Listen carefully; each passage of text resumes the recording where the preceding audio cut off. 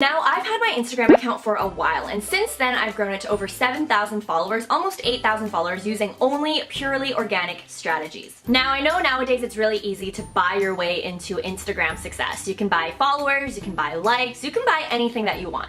But for me personally, I've always favored the organic approach, especially if you are using Instagram for your business. And I really say this for multiple reasons. First of all, if you are spending money automating your account or spending money buying likes and buying followers, you're gonna need to financially keep that up for a long period of time.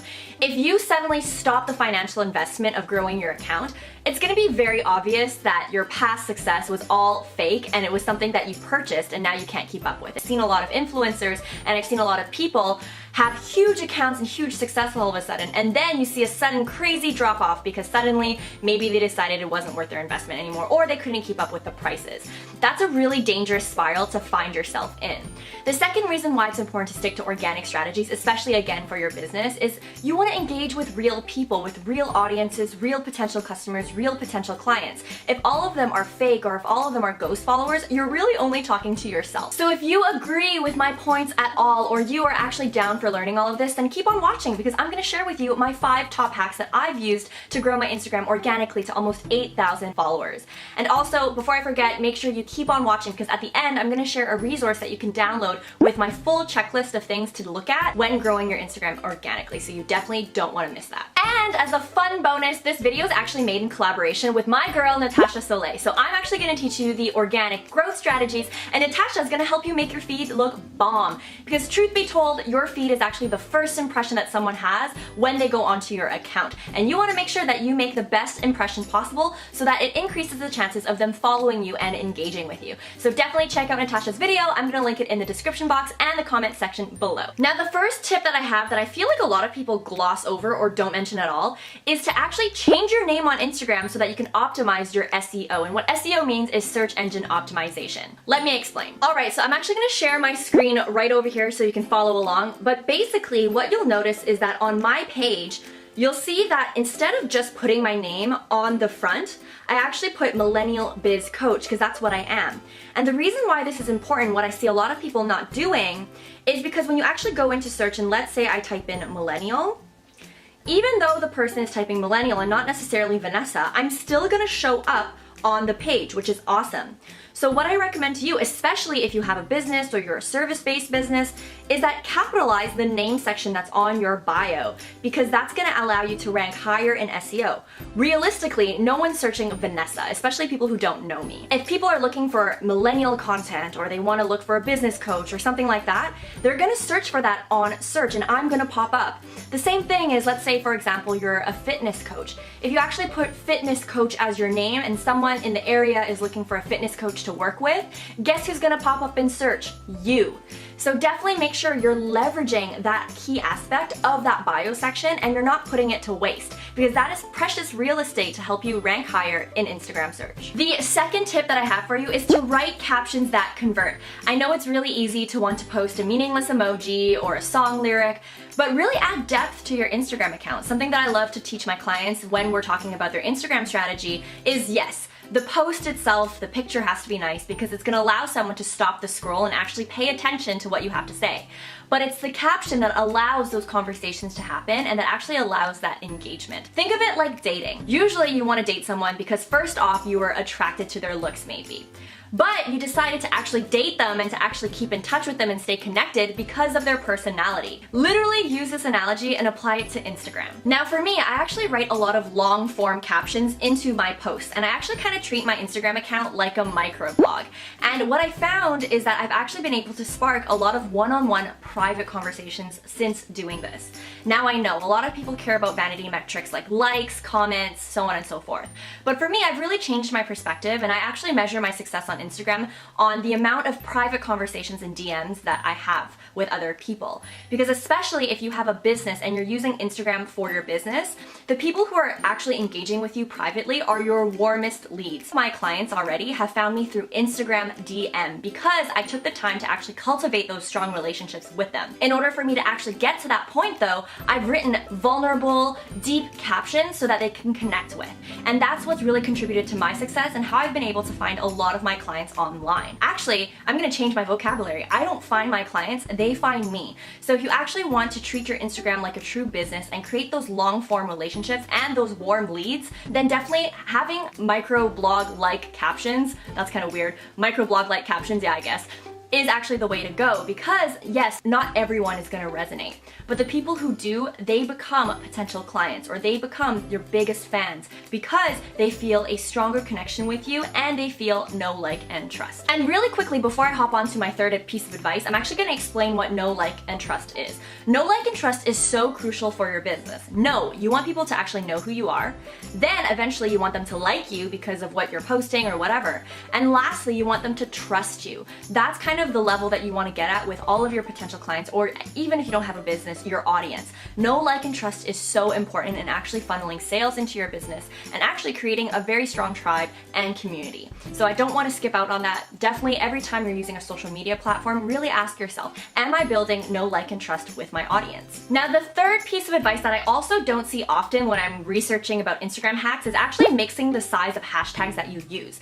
Yes, I know everyone cringes when they hear the word hashtag, but it's still a relevant piece if you want to grow on Instagram, because hashtags allow people to actually find you and it allows you to increase your reach. However, the problem that I see is a lot of people use very big generic hashtags like hashtag makeup, hashtag business, hashtag success. Those hashtags are actually massive, and I guarantee you by the time that you post it, you're gonna disappear from the hashtag explore page in like 5 seconds, because everyone is literally using that hashtag and it is way too big. What I actually recommend, and is gonna take a little bit more work from you, but I promise that it's worth it, is to actually mix up your hashtag sizes and do hashtag research to find the small to medium hashtags that exist in your niche or in your category or whatever. I'm gonna actually put up my rule of thumb in terms of hashtag sizes to help you out. If you want more information, it's gonna be in the Instagram checklist that I'm gonna link in the description box and in the comment section below.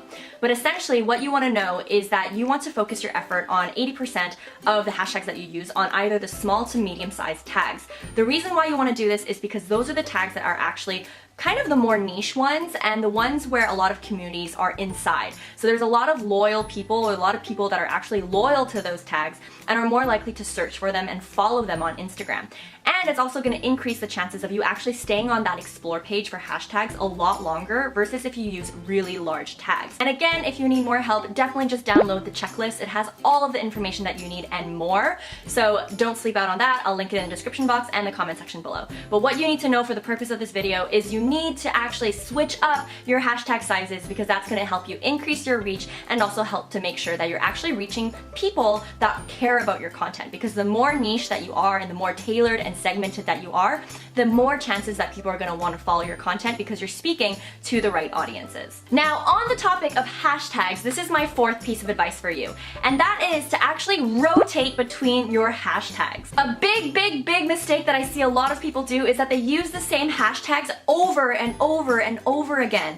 But the problem is that if you use it too many times, Instagram is going to think that you are spam and actually decrease your reach and actually kind of, I don't want to say the word shadow ban because I'm not sure if it's true that shadow ban even exists, because apparently Instagram says that it doesn't exist. But if you are using the same hashtags in every single post that you're doing, you are going to be flagged for spam, and that's going to increase the chances of you not showing up on the feed for your followers or for whoever else. So just be careful that you are actually making a conscious effort of rotating the hashtags that you're using and mixing it up every time. Now, I'm going to share my screen right over here, but I'm going to show you exactly what I do in terms of how I rotate my hashtags. So after I've kind of done my research in terms of the hashtags that I want to use, and I mix it up between small to medium to large, I actually have a notepad in my Apple phone or in my iPhone, and I have different hashtag groups. So I have group number 1, then group number 2, then group number 3, group number 4, and I kind of have multiple groups that I rotate between. So every time I post something, I kind of keep track of the groups that I'm using, and I copy and paste it, and then I put it in my caption. And I don't really have to stress because it's things that I've already done in the past that I've already kind of in a way automated, so I'm not stressing about what hashtag to post for each post. But at the same time, I'm also making a conscious effort to make sure that I'm not using the same ones over and over again. On top of this, following advice number 3, I am also making sure that all my hashtag sizes are kind of varied and there's a mix between small, medium, and large to make sure that my reach is maximized. So those are some hacks that I wanted to share with you in terms of hashtags that have really helped me and that I think will really help you, especially if you want to grow on Instagram organically. Now, the last and final tip that I have for you is community engagement. Now, before you click out of this video, I know, community engagement is something that everyone dreads. It takes so much time, it is so time consuming, and it's also very exhausting. But trust me, if you want to actually grow organically on Instagram, you need to put that energy back and you actually need to engage with other people. And there are a couple reasons for this. The first one is algorithm. You know, the more that people engage with you, and let's say you actually take some time out of your day to engage with others and they engage back, that's gonna show Instagram that that's the content that they wanna see, and it's gonna increase your chances of your post showing up on their feed. That's why community engagement is important. Another reason why community engagement is important is because the more you actually interact with other people, especially if they aren't following you yet, it's actually gonna increase your reach organically, and people are gonna be able to be curious about you and want to click on your page. That's why community engagement is so important. And yes, you can technically automate it or hire someone or even buy a bot that's gonna allow you to kind of automatically engage with other people, but it's kind of awkward when someone DMs you and they're like, hey, thank you for engaging with my post, and they kind of start talking to you and you're like, wait a second, I don't remember liking your post at all. Oh wait, it was my bot.